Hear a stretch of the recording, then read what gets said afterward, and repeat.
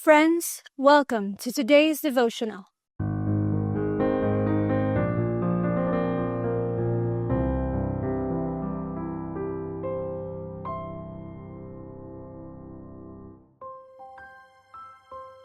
Our Bible verse today is found in 1 Peter 1 verse 18 and 19. Knowing that you were not redeemed with corruptible things, but with the precious blood of Christ.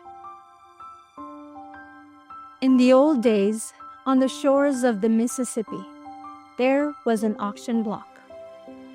Abraham Lincoln stood nearby one day and watched the tears flow and saw the heartache and pain of separation. He clenched his fist and said, "If I ever get a chance to hit this, I'll hit it. And I'll hit it hard." He did. He signed the Emancipation Proclamation with his own hand.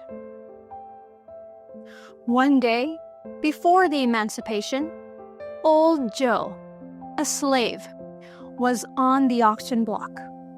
He had seen too much, and he began to mutter under his breath, "I won't work. I won't work." The bidders heard him, and bidding fell off. But one man continued and paid good money for a slave who wouldn't work. He led Joe to the carriage, and they drove out of town and down the road to the plantation. There, by a little lake, was a bungalow. It had curtains on the windows, and flowers and cobblestones. The new master said, "Here's your new home, Joe." Joe could hardly believe it, but then he remembered and said, "I won't work." The master replied, "You don't have to work, Joe, because I bought you to set you free." I always liked that part, but that isn't the end of the story. Old Joe fell at the master's feet and said, "Master, I'll serve you forever." I see another auction block.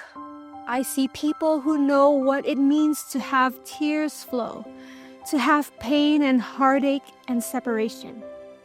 One day, someone from a far country looks down and says, "If I ever get a chance to hit that, I'll hit it and I'll hit it hard." And he did. He signed the Emancipation Papers for the human race with his own blood.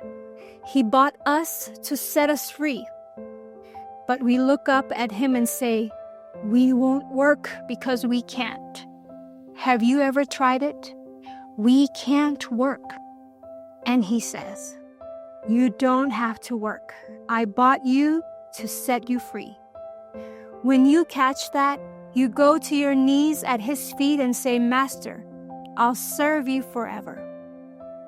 And you discover that things you could never do before can now happen because Jesus lives his life within.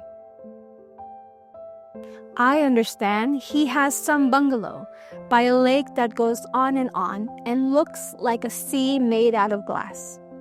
There are cobblestones and curtains and flowers like you've never seen. He has them all for you and for me.